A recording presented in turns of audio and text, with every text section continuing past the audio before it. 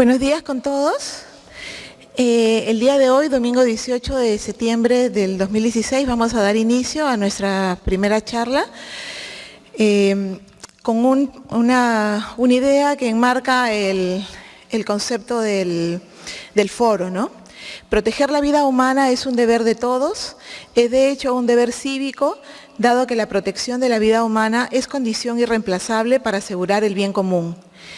Bienvenidos al tercer y último día del primer Foro Internacional de Promoción de Edificaciones Seguras. La Comisión Nacional de Seguridad del Colegio de Arquitectos del Perú y el Ministerio de Vivienda, Construcción y Saneamiento les agradece su presencia. Hoy iniciamos las exposiciones con nuestro invitado, el magíster ingeniero Carlos Córdoba. Es ingeniero civil, graduado en la Universidad Nacional de Ingeniería del Perú, con grado de magíster en Ingeniería Estructural de la misma casa de estudios, posgrado en Diseño y Construcción de Edificios Sismo Resistentes, University Cairo and Methodist, Macedonia, Diplomado Internacional en Ingeniería Estructural, CSI. El magíster ingeniero Carlos Córdoba es especialista en la elaboración de modelos matemáticos con los programas SAP 2000, ETAPS y SAFE, delegado municipal del CAM-CIP, consultor en ingeniería estructural, supervisor de obras, investigador, docente universitario, expositor en diplomados y congresos. Para la disertación de su charla técnica titulada Criterios sismoresistentes para arquitectos. La modalidad de la exposición será al final las preguntas para el ponente. Sin más preámbulo, damos inicio a la charla con un aplauso, por favor, para nuestro expositor.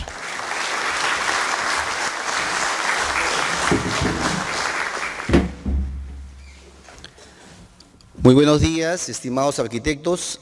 Soy el ingeniero Carlos Córdoba, de Córdoba Ingenieros. En esta oportunidad tengo el grato honor de dirigirme a ustedes para transmitirles y comentarles criterios sismoresistentes que todo arquitecto debe tomar en cuenta. Esto debido a la reciente actualización de la norma de diseño sismoresistente en el Perú, la norma técnica de edificación E030, que ha sido actualizada en enero del presente año. Si bien es cierto, todas las normas de seguridad son muy importantes, la seguridad sismoresistente de una edificación es vital, señores, porque es aquella que evita la pérdida de vidas. Es por tal motivo que tenemos una gran responsabilidad de proyectar edificaciones cada vez más seguras. Para empezar, vamos a ver nuestro entorno. El Perú se encuentra en una zona de alta sismicidad. Nos encontramos ubicados en la interacción de la placa de Nazca con la placa sudamericana, el llamado Cinturón de Fuego del Pacífico. La placa de Nazca subyace por debajo de la placa sudamericana. Es ahí que recibe el nombre del fenómeno de subducción. Estas placas, al friccionar constantemente, acumulan gran cantidad de energía, que al ser liberadas, ocurren los fenómenos sísmicos. Bueno, estábamos en el mapa de zonificación. La zonificación del Perú se ha incrementado. La zona de la costa anteriormente tenía un factor de zona que representa un porcentaje de la aceleración de la gravedad de 0,40. Hoy en día ya la zona 4 de color rojo tiene 0,45 G. Ha incrementado la aceleración de diseño. Conforme vamos nosotros introduciéndonos a la selva, estos factores se van reduciendo debido a la baja sismicidad cada vez que se va alejando de la zona de la interacción de las placas. Aquí podemos apreciar los sismos que han ocurrido en la zona de subducción de Nazca desde el año 1973. Han habido sismos en Moquegua, Arequipa, Nazca, Ica, Cañete, Chimbote, pero no ha habido en Lima. En Lima tenemos nosotros un silencio sísmico muy grande. Ahora vamos a ver una reseña histórica de los terremotos. Los eventos sísmicos ocurren en la roca madre, y ahí que clasificamos nosotros en zonas, la zona. De ahí que clasificamos nosotros en zonas. Estas ondas sísmicas se propagan, puede propagarse por terrenos o suelos blandos o suelos rígidos. De ahí que tenemos otro factor, el factor de suelo. Ya tenemos dos parámetros de diseño, la zona y el suelo. Y bien, estas ondas cuando llegan a la superficie, dependiendo de la estructura, de la configuración estructural, del sistema estructural, estas ondas se amplificarán. Y entonces aquí tenemos otro parámetro de diseño, la amplificación sísmica. Ya tenemos tres parámetros de diseño, la zona, el suelo y la amplificación sísmica. Vemos nosotros que el factor de zona es mayor que el factor de zona de la costa, es mayor que el de la sierra y mayor que el de la selva, mientras que los factores de suelo en la costa son menores que la sierra y menores que la selva. En la selva tenemos suelos blandos y también por la lejanía se amplifica más. Ahí estos números nos indican los factores que le corresponden al tipo de suelo. Para S0, una roca dura, S1, una roca o suelo muy rígido, S2, suelos intermedios, S3, suelos blandos y S4, condiciones excepcionales, que los encontramos en la selva del Perú especialmente. Vemos este gráfico que nos muestra el efecto de sitio. Si bien es cierto acá el sismo se presenta en la roca madre, acá tenemos una falla geológica, se presenta el sismo y cuando encuentra un sedimento, por ejemplo, se amplifica, hay mayor amplificación que cuando tenemos un suelo firme. A la mano derecha podemos ver nosotros una maqueta sometida a una mesa vibratoria y debido a un sismo en un suelo rígido de periodo corto, son los edificios de baja altura los que van a tener mayor amplificación, mientras que en un suelo blando, un periodo largo, son los edificios altos los que presentan mayor amplificación, como en el caso de México, por ejemplo, los suelos son blandos y los edificios altos son los que tuvieron mayor amplificación en el sismo de 1985. Aquí ya tenemos nuestro nuevo espectro de diseño que contempla los tres rangos de los factores de amplificación. Y vamos a ver una reseña histórica de los sismos que han ocurrido en el Perú. Tenemos en el año 1746 un sismo en Lima y Callao del 28 de octubre de una magnitud aproximadamente 9. Esto no había registros en esa fecha, estamos hablando de 270 años atrás. Entonces, en ese entonces cuenta la historia de que solamente 200 chalacos de 5.000 que vivían en total sobrevivieron. Oscilan entre 15.000 y 20.000 fallecidos, hubo terremoto y maremoto. Cuenta la historia también que en todas las casas de Lima, del centro de Lima, se desplomaron y solamente quedó una pared en la zona de Pachacamilla, de ahí que viene el culto al señor de Pachacamilla. En 1940 también hubo en Lima y Callao un sismo de 8.2. En Huacho, en 1966, magnitud 8.1. En cada uno de los sismos podemos apreciar muertos, heridos, casas destruidas. Esta fue una tragedia que ocurrió en 1970, magnitud 7.8. El desastre de Huaraz, el aluvión se desplomó, vino abajo el cerro Ranraírca, sepultando la ciudad de Yungay. Hubieron 70.000 muertos. En 1974, magnitud 7.6, en Cañete, Lima. Nazca, Ica, noviembre de 96, magnitud 7.7. Aquí podemos ver los daños que sufrió el Palacio Municipal de Nazca. Y los colegios, los famosos colegios del INFES, que quedaron seriamente dañados por un efecto de columna corta. Y aquí el próximo año del año 97, se actualizó la norma de diseño sismo resistente, porque se determinó que las estructuras eran muy flexibles en el sentido largo de la edificación. En Moquegua, el 23 de junio del año 2001, magnitud 8.4, se puede ver instantes en la que colapsa la Catedral de Arequipa. También hubo un tsunami en la ciudad de Camaná. En Ica, el 15 de agosto del 2007, magnitud 7.9, hubieron 595 muertos, 2.991 heridos y 431.000 damnificados. Vemos la iglesia de Lourdes que colapsa en ese sismo. Y en el mundo, Tenemos pues en el año 1960, en Valdivia, Chile, un terremoto de 9.5 grados en la escala de Richter. Es el mayor terremoto registrado en la historia de la humanidad. Tenemos en Sumatra, Indonesia, el 2004, magnitud 9.3, 275.000 muertos, hubo un devastador tsunami. En Puerto Príncipe, Haití, en enero del 2010, magnitud 6.9, pero miren la cantidad, si bien es cierto la magnitud no es tan grande, pero miren la cantidad de muertos, 317.000 muertos, 350.000 heridos y 1,5 millones de damnificados. Esto se debe a la vulnerabilidad que tenían las edificaciones en Haití. Y en Chile, Concepción, el 27 de febrero del 2010, magnitud 8.8, 500 muertos. Si bien es cierto, solo hubieron 500 muertos, que son lamentables, por cierto, pero hubieron también pérdidas económicas, pero tuvo un éxito. Las edificaciones de Chile solo colapsaron unas cuantas, pero muchas quedaron dañadas.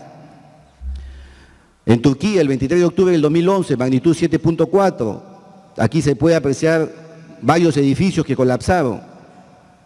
En Japón, el 2011, magnitud 9, el devastador tsunami. En Chile, nuevamente, el 2015, magnitud 8.4, 15 muertos y 5 heridos.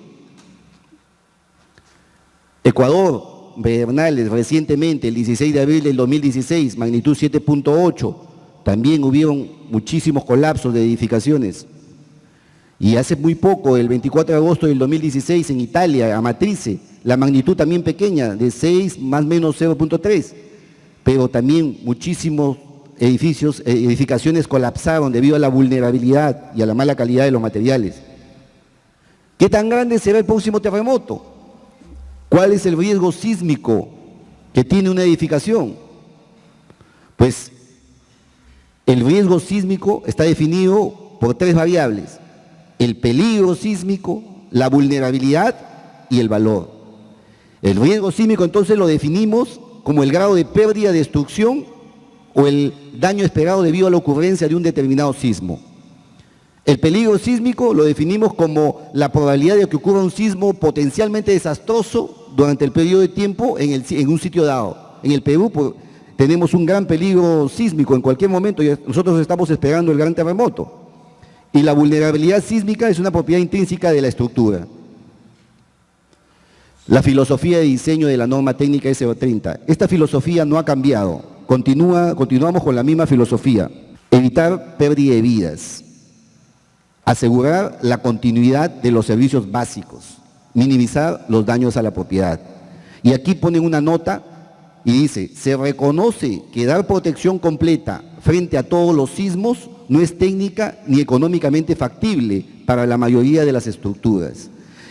Esta nota era hace mucho tiempo, desde el año 1960 que tenemos esta filosofía.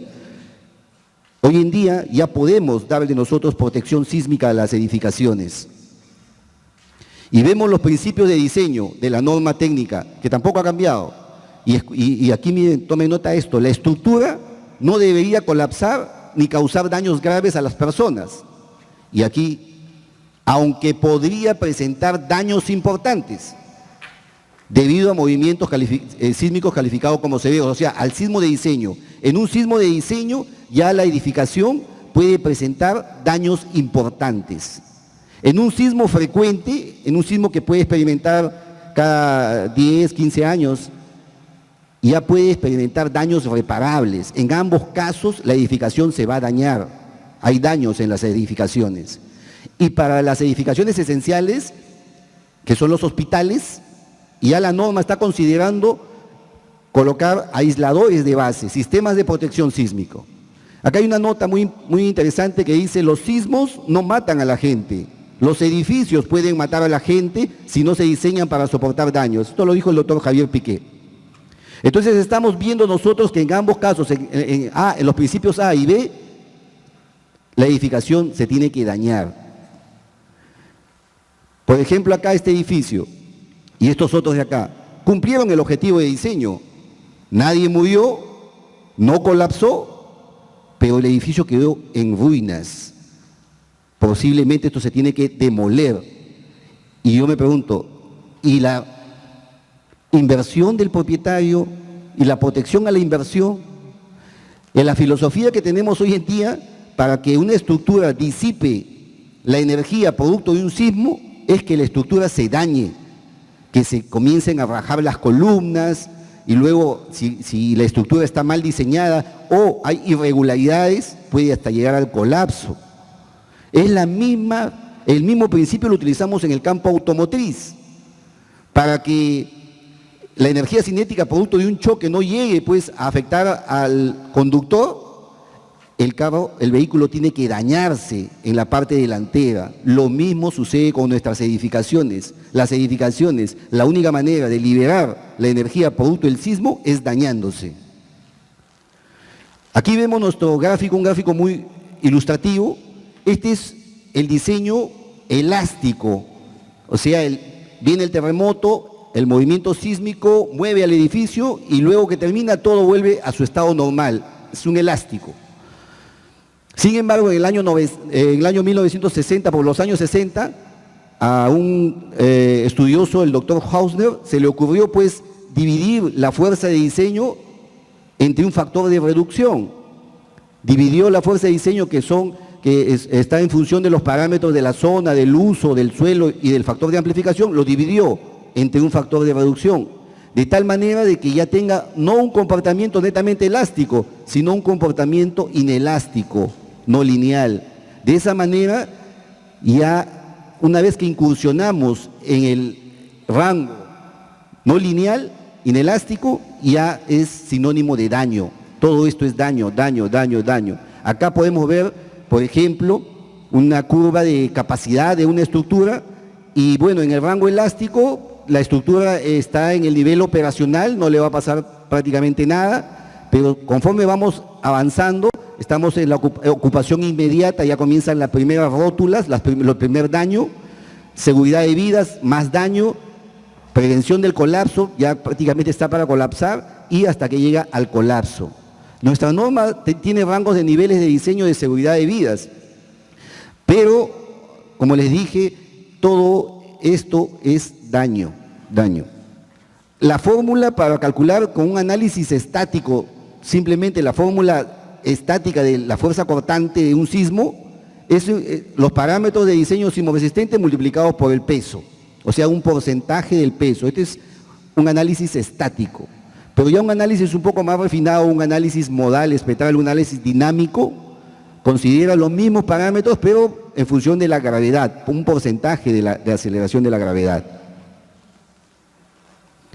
Entonces hemos visto de que la fuerza sísmica está en función de la zona, del uso que se le va a dar a la edificación, si es un hospital, si es un colegio, oficinas, en función del suelo, si es un suelo blando, un suelo rígido, el factor de amplificación que depende del sistema estructural, de la estructura, del factor de reducción y la amplificación, ¿no?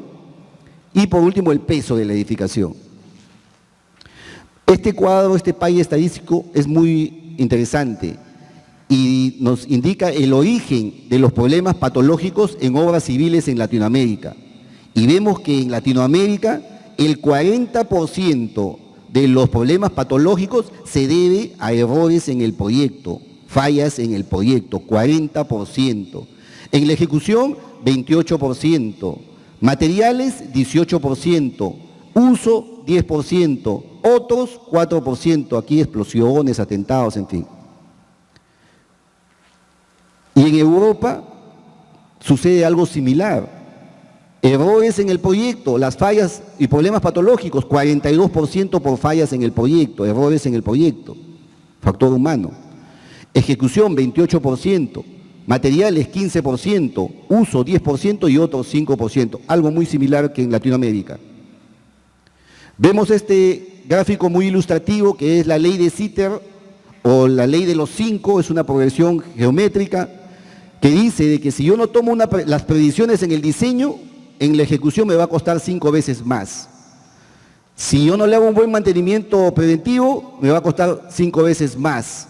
Y ya cuando colapsa la estructura o tengo que reparar la estructura, me va a costar 125 veces más. Es decir, $1 que yo deje de invertir en el diseño, se va a transformar en $125 al momento que la estructura pueda colapsar o tengo que reparar.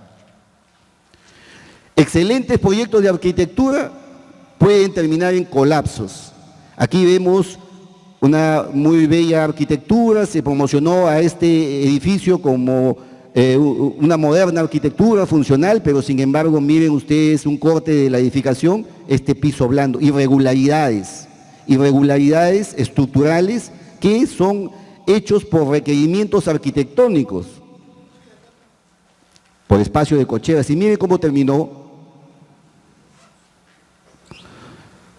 Para tener una estructura que no sea vulnerable, hay que tomar en cuenta la importancia de los siguientes aspectos: simetría, tanto en la distribución de masas como en las rigideces; peso mínimo, especialmente en los pisos altos; selección y uso adecuado de los materiales de construcción; una buena resistencia, una buena continuidad, ductilidad, buena rigidez lateral, redundancia estructural, consideración de las condiciones locales, buena práctica constructiva e inspección estructural rigurosa. Está hablando de buenos proyectistas que hagan planos muy detallados, buenos constructores que hagan obras con mucha calidad, ¿no? Buena práctica constructiva, inspección, supervisión. En pocas palabras, pues bien tenía cierta esa propaganda que decía los 3 pasos para construir seguro: buenos planos, buenos especialistas, buenos materiales. Y vamos a hablar ahora sobre la categoría de las estructuras. Ya también la norma de diseño sismoresistente ha incrementado una nueva categoría, la categoría A1, que son los establecimientos de salud, tanto públicos como privados, de segundo y de tercer nivel. Los hospitales hoy en día ya tienen que ser aislados de la base, tienen que tener sistemas de protección sísmico, que son zapatos de goma hechos de materiales elastoméricos con núcleos de plomo que aíslan el movimiento del suelo de la estructura.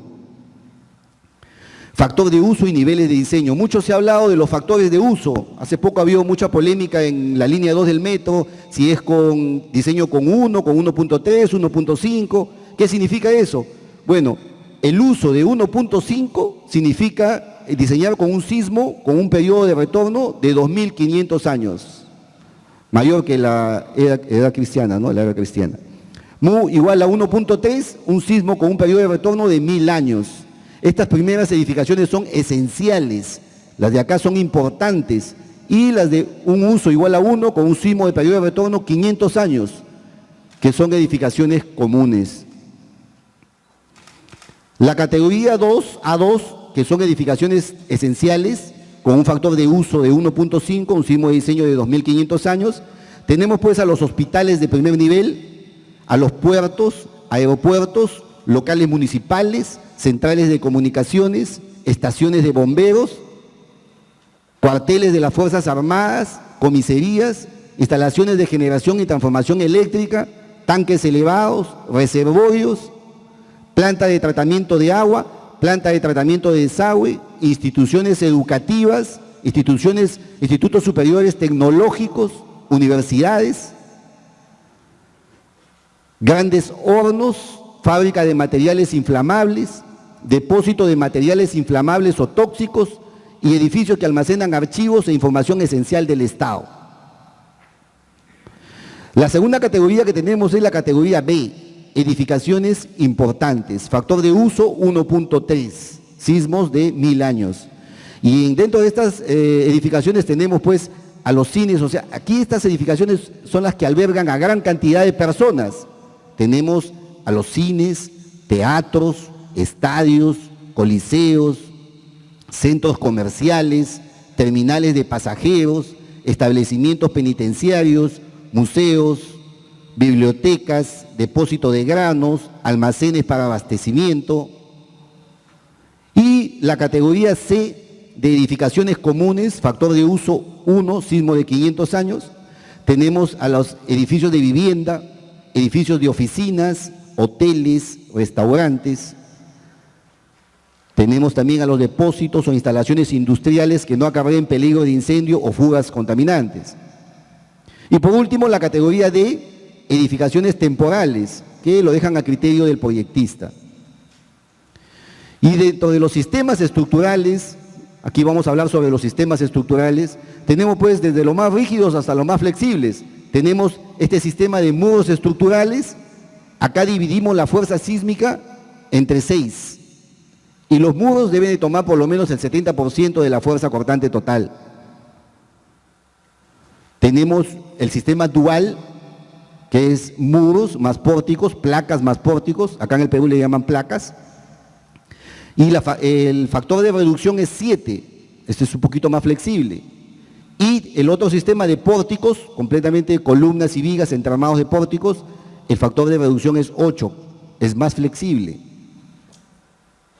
Tenemos los muros de ductilidad limitada, que ya nuestra norma, el factor de reducción 4, nuestra norma ya limitó el uso de pisos a 8 pisos, anteriormente era 7, ha aumentado un piso, pero hacen una restricción, no se puede combinar con muros dúctiles. Anteriormente hacían estructuras convencionales con placas dúctiles y 6 pisos hacia arriba le colocaban muros de utilidad limitada. Hoy en día ya no se puede hacer, ya no se puede combinar, solamente se permite 8 pisos, pero de muros de utilidad limitada. Tenemos las estructuras metálicas, que falta mucha difusión acá en el Perú, la albañilería armada o confinada, la madera y el adobe, que a propósito es un pésimo material sismo resistente. Y vemos aquí este cuadro, esta gráfica de la altura de edificios por sistema estructural. Pórticos hasta 20 pisos, muros hasta 35 pisos, un sistema dual hasta 50 pisos, un sistema de tubos 55 pisos, tubo en tubo 65 pisos y tubo modular 75 pisos.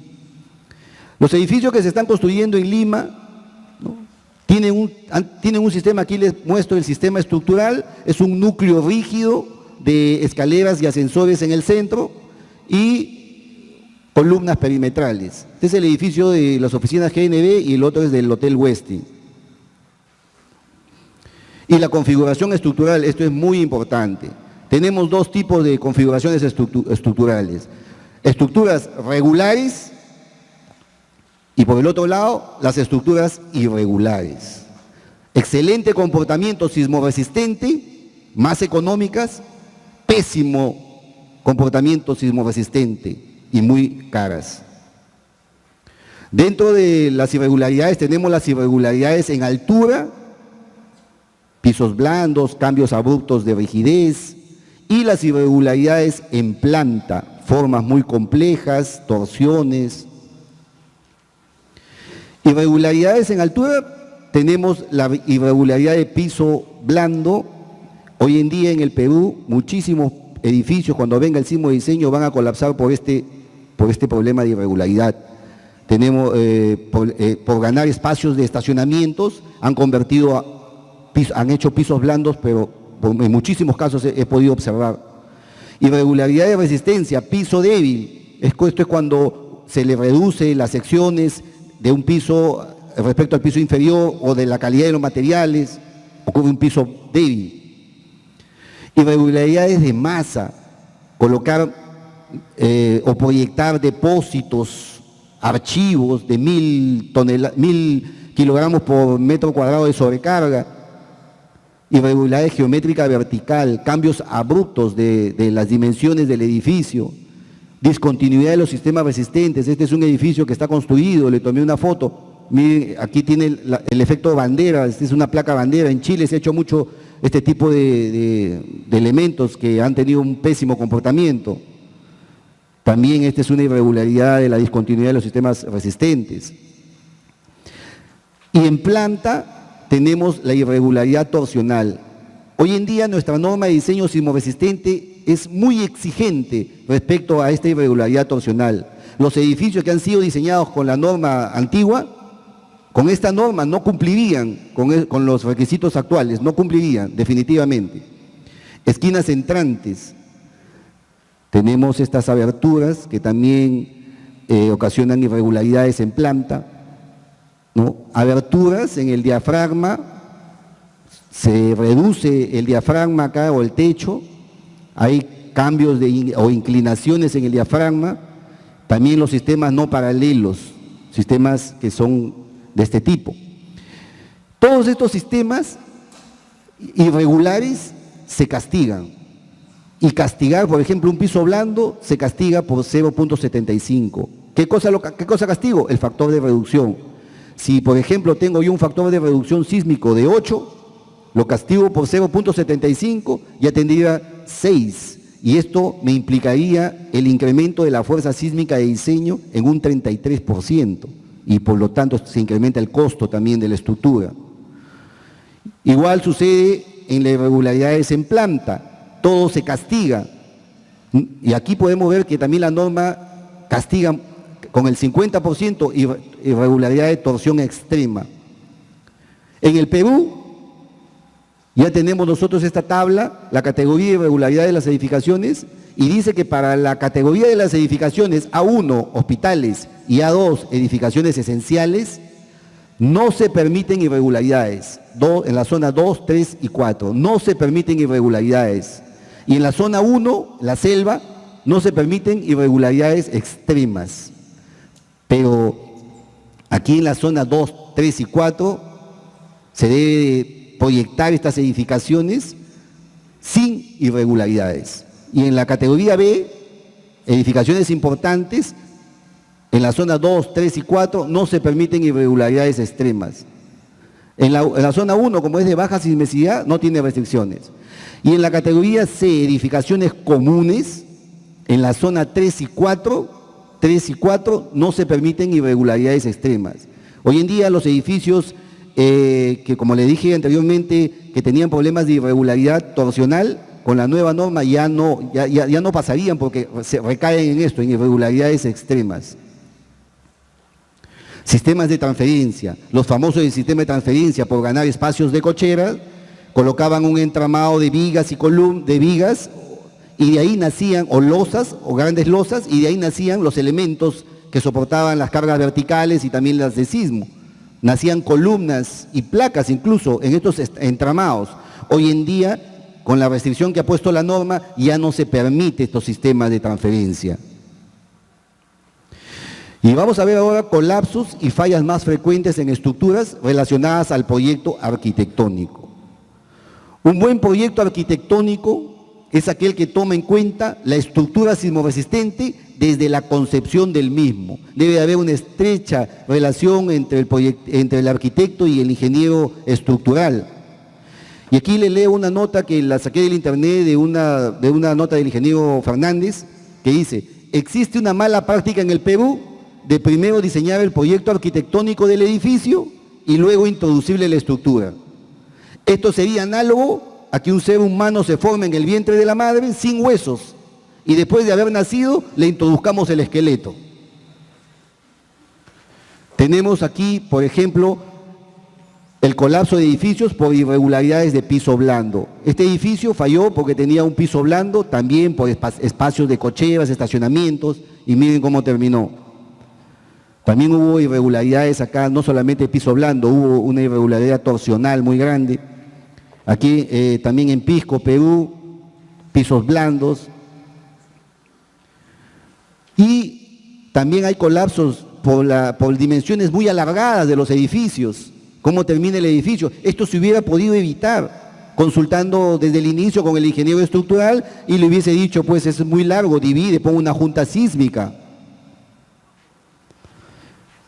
Fallas debido a formas complejas, ¿no? Asimétricas. Este edificio en forma de L, se presenta acá un fenómeno del aleteo, gran concentración de esfuerzos en la unión de los lados, ¿no? ¿Y cómo termina? Esto fue en el sismo de México. Y esto se puede evitar colocando juntas de separación en la forma, o rigidizando las zonas de mayor concentración de esfuerzos. Fallas debido a la irregularidad geométrica vertical, cambios de rigidez en altura, de dimensiones del edificio. Sucede lo mismo que en un accidente de tránsito, en un choque. El fenómeno del latigazo, el whiplash. Gran concentración de esfuerzos y miren cómo termina. Colapso del edificio debido a columnas que son más débiles que las vigas. Los principios sismoresistentes es de tener siempre columnas fuertes, vigas débiles. Es preferible que fallen las vigas y no las columnas. Aquí sucedió todo lo contrario. Colapso debido al volteo. Si bien es cierto, este edificio se colapsó, se volteó porque hubo inundaciones y unas excavaciones cercanas, pero hay que tomar en cuenta siempre que la profundidad de la cimentación sea adecuada para que no se genere volteo. Hoy en día en Lima no tenemos ese problema porque tenemos muchos sótanos. Colapso de edificio por irregularidad torsional, pisos blandos. Sistemas que fallan debido a no hay redundancia estructural, una sola columna soporta el techo. Acá también 2 líneas de sistemas estructurales. Si tenemos este pórtico falla una columna, falla la estructura. En cambio, si le damos redundancia, ya falla una, pero ya tenemos más líneas sucesivas de defensa. Choque entre edificios, ausencia de juntas sísmicas. Esto también se va a repetir muchísimo en el sismo que venga acá en la ciudad de Lima. Tenemos juntas sísmicas muy pequeñas. La norma ya mejoró. Anteriormente nosotros nos retirábamos de la junta de propiedad, del límite de propiedad, disculpen, un valor S medios. Y el vecino tenía que retirarse también S medios. En total era un valor S. Sin embargo, cuando uno iba a la construcción, nunca existía el S medios del vecino y solamente dejaban el S medios que le decía la norma desde el límite de propiedad. Hoy en día ya no, hoy en día la norma exige, si no tiene junta de separación el vecino, si no ha dejado su junta reglamentaria, pues el nuevo edificio debe dejar la junta completa, el valor de S. Tenemos el colapso debido a la utilización de puentes entre edificios, muchas veces unen rígidamente, ¿no? Esto debe ser pues aislado, simplemente apoyado y con un buen espacio para que pueda desplazarse. Efecto de columna corta, esto se ha visto en los colegios, repetidamente en los colegios, columna corta. Esto reduce la longitud de la columna, el tabique pues hace más rígido, aquí tendríamos una columnita pequeña y gran concentración de esfuerzos y falla. Y vemos nosotros el colapso de edificios presentados recientemente en el sismo de Ecuador. La mayoría de los colapsos han sido por irregularidades estructurales, pero muchísimas veces por proyectos arquitectónicos forzados y también irregulares. Tenemos, por ejemplo, este edificio muy esbelto, pisos blandos, tenemos cambios abruptos de rigidez, fenómeno del latigazo, pisos débiles. Miren esta estructura, tenía que terminar definitivamente tan esbelto, esto es mucho más rígido que lo de abajo. Tenemos casi la mayoría de los casos, se repiten, por irregularidades, este edificio moderno con un tremendo volado como terminó. Y en general, la mayor cantidad de colapsos se debe a fallas en el proyecto. Y sistemas de aislamiento sísmico y disipación de energía, esto es lo que les decía anteriormente. Nuestra norma, la norma técnica de edificación S030, permite utilizar estos sistemas de aislamiento sísmico o sistemas de disipación de energía.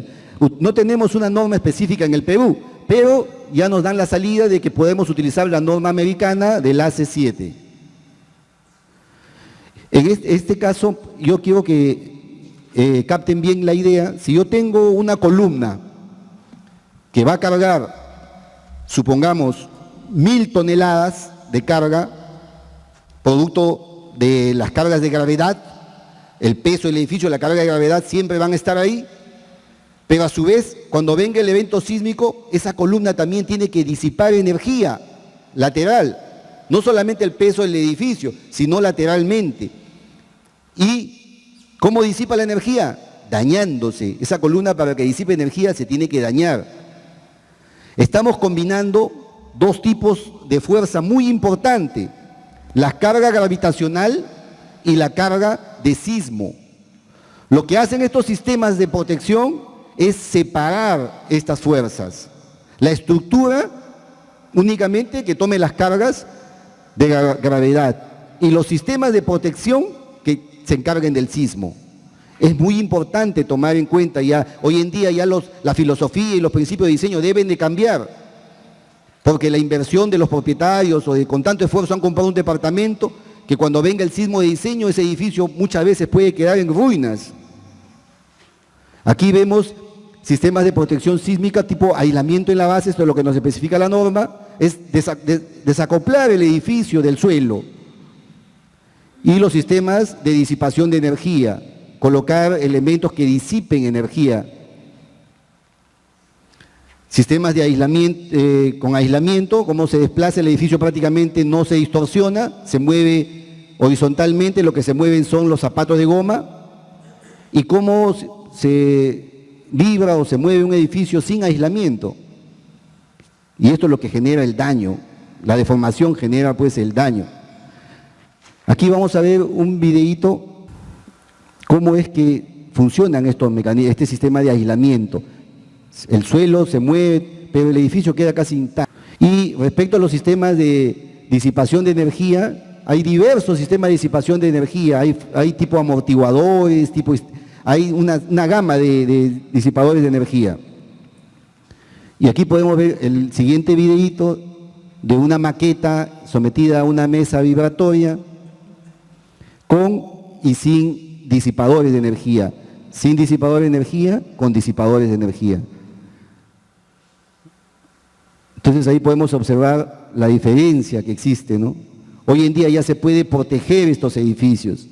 Y si uno quiere reforzar un edificio, nuestra empresa es especialista en el tema de reforzamientos y bueno, esta gráfica nos ilustra mucho. Si yo quiero reforzar un edificio, generalmente lo que se hace es incrementar la rigidez del edificio, colocando nuevas placas o ensanchando columnas. En pocas palabras, estoy dándole mayor rigidez al edificio. Pero si vemos esta gráfica de la aceleración espectral, ¿qué pasa si yo estoy en el punto A? Incremento la rigidez del edificio. Incremento la rigidez, disminuyo el periodo de vibración, pero incremento la aceleración de diseño. Estoy dándole mayor rigidez, pero mayor aceleración de diseño. Pero ¿qué pasaría si yo incremento el amortiguamiento? Con los sistemas de disipación de energía, por ejemplo, puedo incrementar el amortiguamiento. Me voy del punto A al punto C, reduzco la aceleración de diseño. El periodo permanece igual, pero reduzco solamente incrementando de un 5 a un 15% el amortiguamiento. Y hoy en día ya en Lima estos sistemas se están haciendo cada vez más populares. Tenemos, el primero que se hizo fue en el aeropuerto Jorge Chávez, un edificio de oficinas en la avenida Benavides. El Banco de la Nación también está con disipadores de energía. Y nuestra empresa Córdoba Ingenieros no está ajena a la tecnología. También hemos propuesto sistemas de disipación de energía para el reforzamiento del Ministerio de Economía y Finanzas. Hemos propuesto sistemas de disipación de energía para el reforzamiento de la universidad, un módulo B de la Universidad César Vallejo. Y recientemente hemos propuesto también para el reforzamiento del Instituto Nacional de Enfermedades Neoplásicas un sistema de disipación de energía. Aparentemente este sistema el estructural sería muy rígido, pero no. El sistema estructural es este del modelo. Lo que vemos acá son tabiques de concreto. Anteriormente se colocaban tabiques, todos son tabiques de concreto que le dan más peso inclusive al edificio. Y hay empresas también que están ya construyendo con sistemas de aislamiento en la base. Este es un edificio que una empresa está haciendo en la avenida, en el Paseo de la República. La Universidad Nacional de Ingeniería está construyendo el Centro de Información e Investigación de la Facultad de Ingeniería también con aisladores de base. La Universidad Católica está construyendo sus aularios también con aisladores de base. La Universidad de Ingeniería y Tecnología UTEC también ya tiene su edificio con un sistema de aisladores de base. Y bueno, para terminar, estimados arquitectos, yo quiero hacerles una invocación de coordinar estrechamente desde el inicio del proyecto con el ingeniero estructural. De esa manera vamos a proyectar edificaciones cada vez más seguras. Muchas gracias.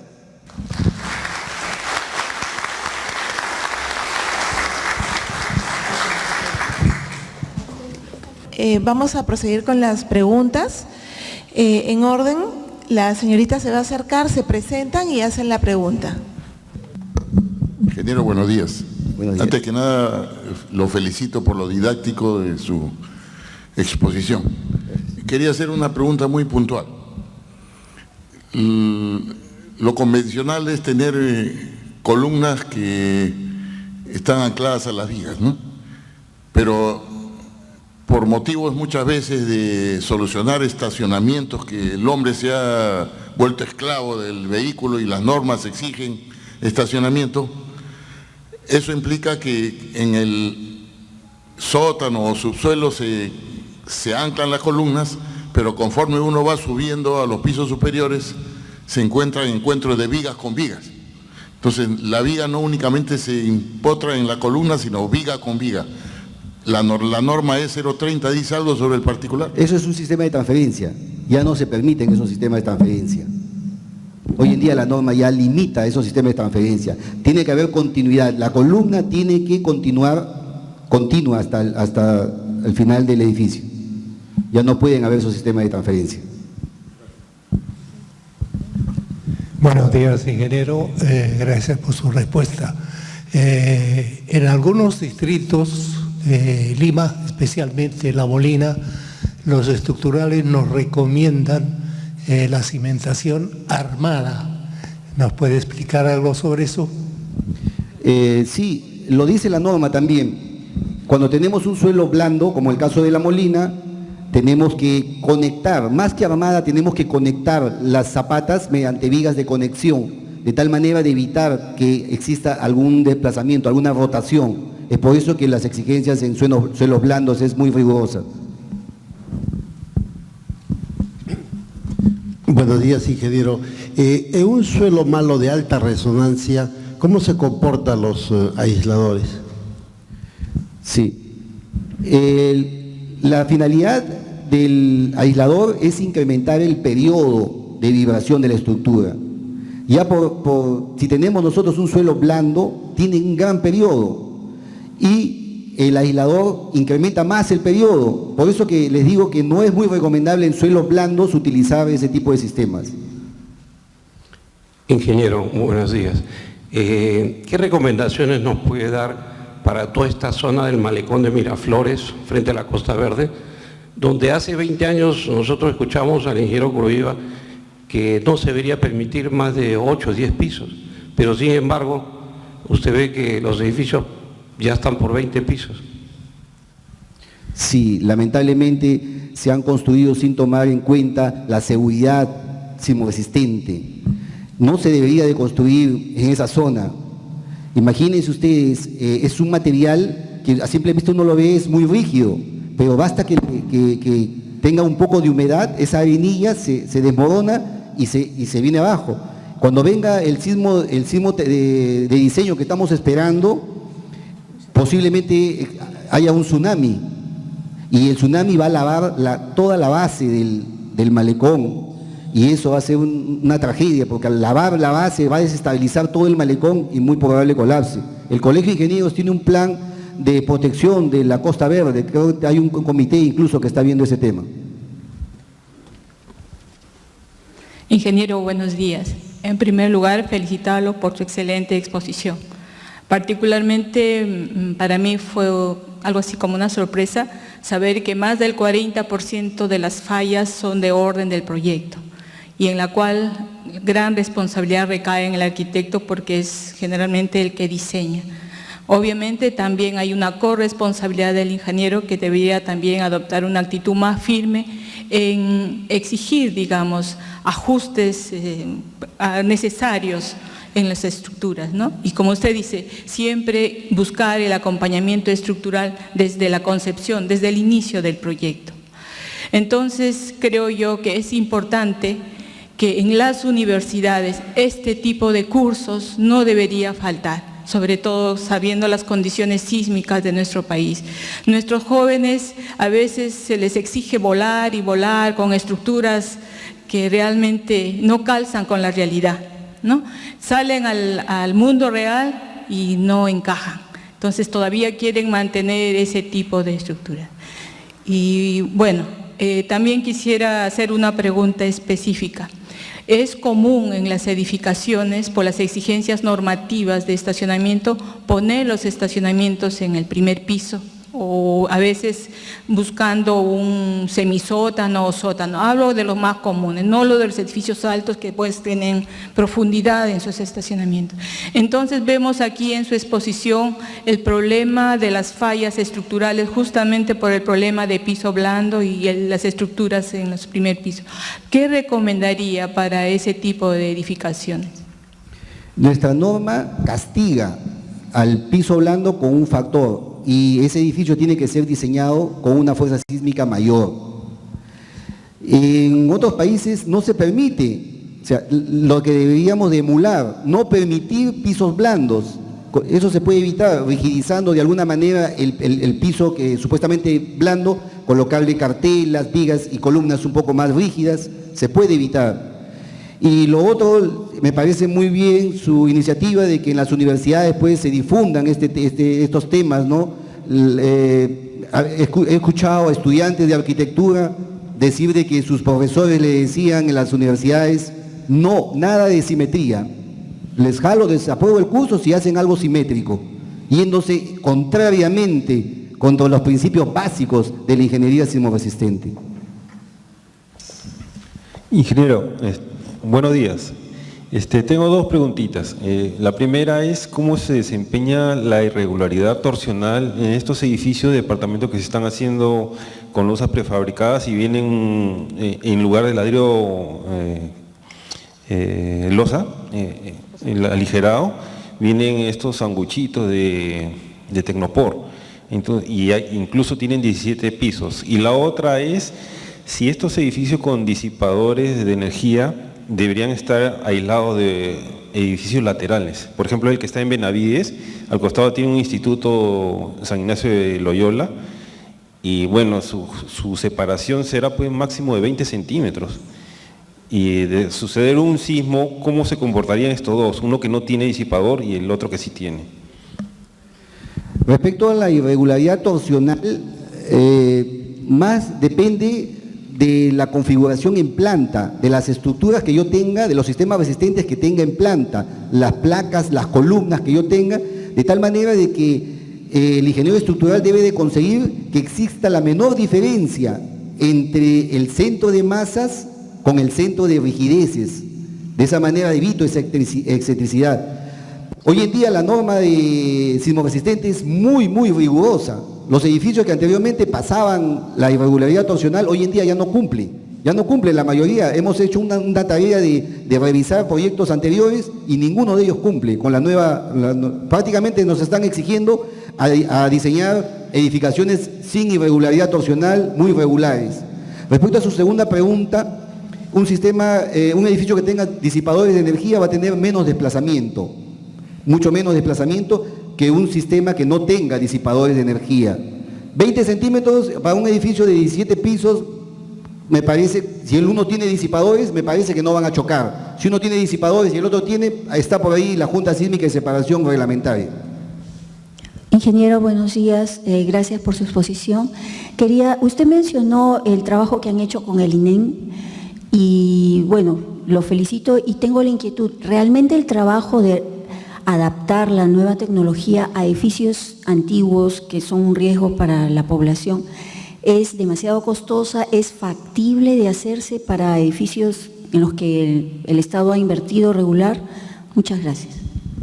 Definitivamente que sí se puede, ya lo hemos proyectado, colocar sistemas de disipación de energía destructivo o invasivo, que ensanchar columnas, colocar placas y una serie de metodologías que se utilizaban antes. Los sistemas de disipación de energía son sistemas mecánicos que se colocan como un arriostre entre el pórtico y proporcionan excelentes resultados. Buenos días. Solicitarle alguna recomendación cuando se proyectan edificios de gran altura y con edificación al subsuelo de 6 a 8 sótanos y que colindan con edificaciones de 50 o 60 años, a fin de que se tengan el menor impacto en daños a estas edificaciones antiguas. Estamos viendo que los muros anclados causan mucho daño, entonces creo que hasta donde he estado teniendo conocimiento, estos muros anclados están trabajando hasta 5 metros de dimensión y creo que que con la reducción reducen el impacto. ¿Qué podría decirnos al respecto? Sí, tenemos muchos problemas respecto a edificaciones vecinas al lado de construcciones nuevas de muchos pisos. Los muros anclados, y ya estamos nosotros, yo soy revisor de la Municipalidad de Miraflores y observo a cada rato la longitud de los paños. No podemos tener una longitud de 5 metros, es decir, dejar el cimiento de un concreto ciclópeo antiguo de una casa vecina en el aire. No se puede. Las longitudes tienen que ser más cortas y eso no se consigue necesariamente con aumentar los anclajes, sino hacer los paños por partes. Entonces de esa manera yo puedo tener dimensiones de 2,5 metros y apuntalando también, un buen apuntalamiento, de tal manera de no exponer mucha longitud del vecino, la cimentación del vecino que esté expuesta y lógicamente susceptible a asentamientos y a muchas rajaduras interiores de la casa vecina. Ingeniero, buenos días, lo felicito por su exposición. Quisiera hacer una consulta si estos disipadores, por lo que veo en las fotos, trabajan con secciones o columnas robustas, pareciera como que estuviera diseñado más para edificios altos. ¿Estos se pueden utilizar o hay dimensionamientos especiales cuando se puedan utilizar en caso de viviendas de 2 pisos, en suelos duros, buenos suelos, o no es factible en viviendas de 2 niveles? Los disipadores de energía no necesariamente trabajan con columnas robustas. Al contrario, cuando la edificación, por ejemplo, una edificación aporticada antigua, que son edificios de puros pórticos, son edificaciones flexibles, ahí donde tienen mayor eficiencia los disipadores de energía. Y para casas pequeñas, ya tengo entendido que la Universidad de Chile está promoviendo un sistema de disipación de energía muy económicos, que ya muy pronto seguro ya también se va a difundir acá en el país. Ingeniero, para continuar con...